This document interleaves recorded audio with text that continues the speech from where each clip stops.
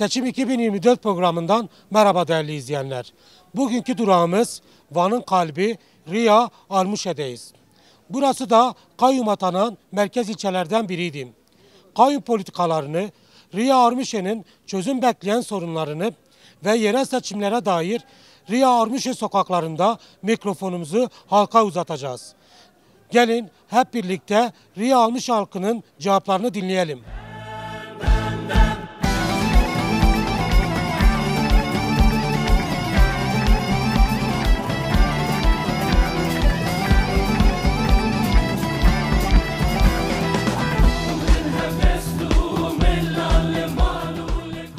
Seçimlere az bir süre kaldı. Seçimler hakkında ne düşünüyorsunuz? Seçimler hakkında inşallah halkın gönlüne göre bir seçim olur. Ve bu seçime halkın istediği adaylar çıkar inşallah. Peki siz sandık başına gittiğinizde hangi partiden yana oy kullanacaksınız? Elbette şimdi şöyle bir DEM partisi vardır, ona vermemiz gerekiyor. Nedeni de şu, eğer hani soracak olursanız, bu halkın partisidir. Kürtlerin bir tek partisi var, Kürt halkının. O da DEM partisidir. İşte yeni ismiyle DEM partisidir. DEM partisine oy vermemiz gerekiyor. Çünkü bu halkın partisidir. Halkın temsiliyetini, gerçek manada temsiliyetini temsil eden bir partidir. Dolayısıyla biz DEM Parti'ye oyumuzu vermek zorundayız. Kayyumun gelmesi halkın iradesini yok sayma manasındadır. Halkın iradesini yok saydılar. Şimdi madem kayyum gelecek, madem atama yoluyla belediye başkanları seçilecek atama yoluyla, neden sandık kuruyorsunuz? Niye sandıkları halkın önüne koyuyorsunuz? Neden seçime giriyoruz? O zaman seçime girmeyelim. Seçime girmeye gerek yok. Yozgat'tan, İşte Tokat'tan, işte ne bileyim valiler yoluyla madem atama olacaksa gerek yok, seçimlere gerek yok. Seçimi yapmayın o zaman. Bu kendi anayasalarının da ihlalidir aynı zamanda.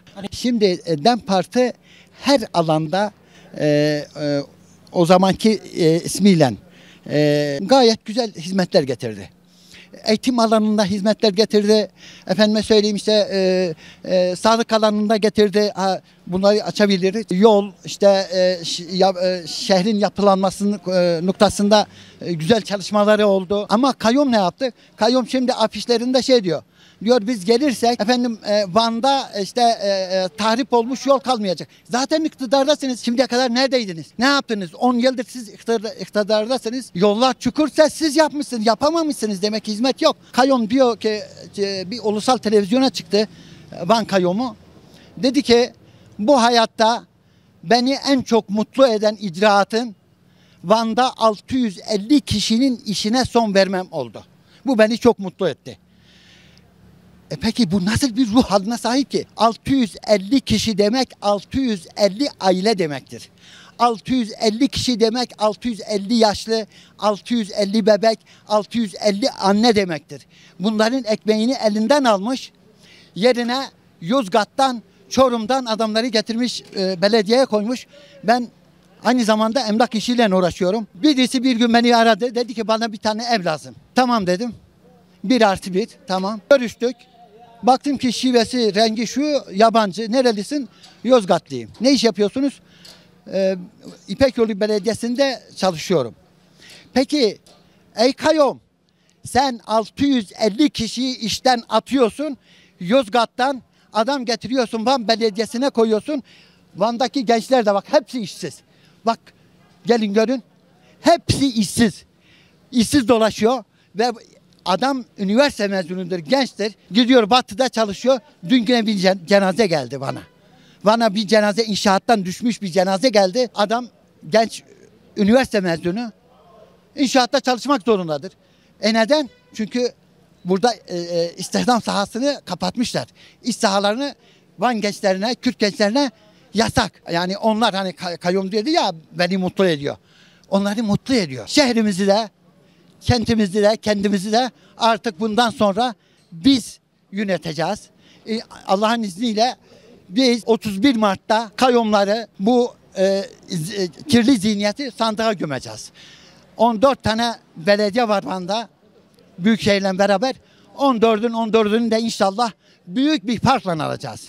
Bunun kimsenin kuşkusu olmasın. İnsanım diyen bütün halklara, sadece Kürtleri değil, bütün herkese çağrım şu: seçim günü sandık başına gitsinler. Gerçek manada ellerini vicdanlarına koysunlar ve oylarını o şekilde kullansınlar. Eğer ellerini vicdanlarına koysalar hiç kimse kayyumdan yana, bu zihniyetten yana oy kullanmaz. Bu mümkün değil, olamaz da. Ama Türkiye'nin neresinde olursa olsun seçim günü oyunu kullanacağı yere gelsinler lütfen.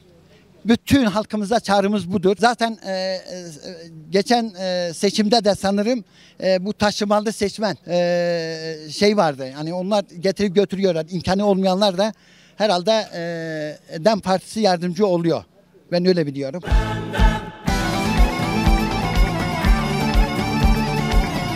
Bir yanda zam, bir yanda zulüm. İnsanlar evlerine ekmek götüremiyoruz. Yani hangi partiye vereceğimiz bellidir. Eğer bu koşullarda, bu şartlarda ülkenin inan ki insanların artık bırak açlık sınırı altında, insanlar evlerine ekmek alamıyor, ekmek. Sandık başına gittiğinizde hangi partiye vereceksiniz? DEM Parti'ye vereceğiz. Neden DEM Parti? Ya o isyanımızı dile getiriyoruz. Artık dolmuşuz. Dolduğumuz için sisteme, iktidara, bu diktatörle, bu kayyum sistemine hayır demek için DEM Parti'ye veriyoruz. Biz DEM Parti'ye vereceğiz. Neden DEM Parti? Ya bu parti zaten bizim partimizdir. Bizi yok sayanlara biz vermiyoruz. Bizi yok sayanlara biz vermiyoruz. Biz kendi partimize veriyoruz. Biz DEM Parti'ye vereceğiz. Peki siz seçimlerde hangi partiye vereceksiniz? Bizim daha DEM Parti'dir. Biz başka parti vermiyoruz. Yani öyle. Seçimlerde hangi partiye vereceksiniz? DEM Parti'ye vereceğim. Biz Kürt olduğu için bizim irademiz, her şeyimiz gasp ediyor. Gasp ediyor. Biz onun için Zulüm yapıyor. hepimiz DEM Parti'ye vereceğiz. Biz Kürt olduğu için herkesi çağırıyorum. Herkes DEM Parti'ye rayda versin. Kırmızı bir tüm valiler hepsi DEM Parti'ye oy versin. Kimseye vermesin. Bunlar zulüm yapıyor, hakaret yapıyor. Bize yok sayanlara biz oyları vermiyoruz. Peki siz bu seçimde sandığa gittiğiniz zaman hangi partiye oy vereceksiniz? Tabii ki DEM'e vereceğim. Neden DEM Parti? Ben yani DEM Parti bizim partimizdir ve bizim bu Kürdistan bölgesinde bize yani en iyi sesimizi duyan, kadın yer alan yerden en büyük parti DEM Parti'dir. O yüzden DEM'e vereceğim. Valla 8 yıl sürecin içinde biz yani hiçbir çalışma görmedik.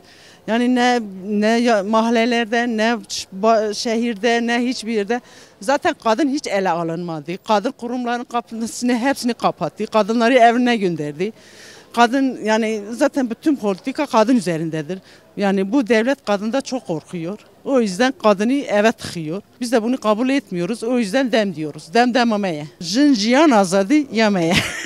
Uzun zamandır bu coğrafyada Kürtler kendi iradelerini beyan ediyorlar ve seçimin ötesinde de sonuç daha çok referandum tarzında geçiyor, benim kişisel görüşüm. Yani insanlar bu kadar kayyum ya da yok saymanın olduğu bir yerde, gücün baskının olduğu bir yerde sandığın başına gidip bu seçimi güçlü bir şekilde geçirmesi tamamıyla seçimin ötesinde bir referandum beyanıdır benim nazarımda. Yani Kürt halkı şunu söylüyor: ben ne kadar baskı ya da bu baskıcı politikalar olursa olsun ben kendi belediye başkanımın ve kendi partimin arkasındayım beyanını gösteriyor. Gerçekten her seçim bizim için çok önemli bir. Yani Kürt halkı genellikle demokrasiye inanmış halklar için önemli bir şey.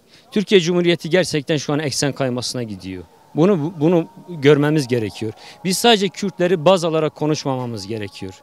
Türkiye demokrasisi şu an tehlike altında. Bunu samimiyet ve içtenlikle söyleyeyim. Kendi adıma bunu söyleyeyim. Onun için herkesin buna sahip çıkması gerekiyor. Yani Kürdü, Türk'ü, Arap'ı, Çerkezi, Lazı, bu topraklarda yaşayan herkes Türkiye Cumhuriyeti'ne eksen kaymasının önüne geçmesi gerekiyor. Bunu da yerel demokrasiyle ancak sağlayabilir. Yerel demokrasiyi güçlü tutarsanız genel yönetimi de değiştirme imkanınız vardır. O yüzden ben şunu söyleyeyim en son. Bugün dışarıda olup bir oy bir şey değiştirmez ya da ben bu oy ben gitmesem de olur düşüncesinde olan tüm herkese şunu söyleyebilirim.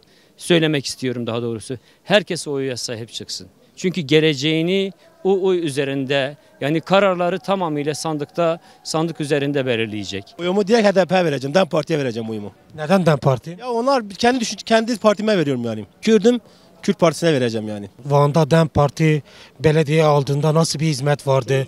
Kayyum atandıktan sonra neler yapıldı? Hangi hizmetler, hangi politikalar devreye koyuldu? Çok güzel çalışıyorlardı yani HDP döneminde. Ama şimdi en basite buraya bakabilirsiniz. Bu dubalar mesela. Kaç kere belediyeye gitmişiz, kalıcı bir şey yapılmıyor yani. 1000 kere gitmişiz, yapılmıyor yani. 100 kere gitmiş, bak kanal yapılmış yani. Komple koku geliyor yani. Bu su komple depolara gidiyor. Bu kadar sıkıntı yaşıyoruz yani.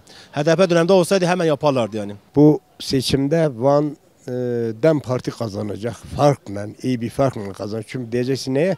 Çünkü kayyum kanunuyla milleti kanunlarını yürüttüler. Milleti kule yerine koydular. İradelerini kabul etmediler. Yani bir kule nedir? Bir köleye karşı bir muamele neyse onu yaptılar millete. Ha kendi etrafına yedirdiler, içirdiler, şunu bunu yaptılar. Ayrı mesele.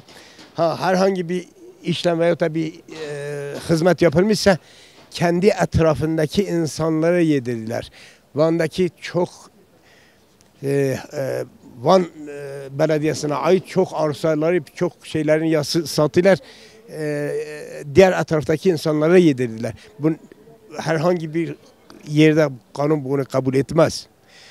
Bu halkın iradesini ayağın altına koydular. Bu sistem, bu devlet veyahut da bu partiler tamam mı? Bu AK Parti'dir, bu yok Refah'tır, yok efendim diğeridir. Bizim için fark etmiyoruz. Birisi başa gelirse aynıdır. Aynı muameleyi bu millete yapıyorlar. Çünkü Kürt kelimesi var. İradelerini kabul etmiyorlar. Bütün dünya insandır, beşerdir, şerefi var, namusu var. Bu Kürt milletin şerefi, namusu, haysiyeti yok mudur? Onun için dedim ya fark atacağız. Kesinlikle DEM Parti kazanacak. Herhangi bir şüpheniz de olmasın. Son olarak bir çağrınız, bir mesajınız var mı? Herkes sandık başına gitsin. Kürdüm diyen insan sandık başına gitsin. Şerefini, hissiyatını ona göre hareket etsin. Yani sandık başına gitsin, oyunu kendine, kendi milletine, kendi ırkına, kendi iradesine versin. Başkalarının iradesine vermez. Zulüme vermesin. Biz DEM Parti'nin gelmesini istiyoruz. Kesinlikle DEM Parti diyoruz. DEM Parti kesinlikle çünkü halkçı belediyecilik yapıyor yani. Onun için mesela belediye gidip gelişlerimizden de dahi rahatlıkla gidip geliyorduk. DEM Parti dediniz. Peki DEM Parti dönemindeki belediyecilik anlayışıyla, yaptığı hizmetlerle, atanan kayyumun yaptığı hizmetler ve belediyecilik anlayışı arasında nasıl bir fark vardı sizce? Kesinlikle şu anda halkın iradesine gasp edilmiş yani. Onun için yani DEM Parti'nin mesela zaten gasp edilen yerlerin hepsini biz tekrar geri alacağız kesinlikle yani. Bu halk bunun bilincindedir.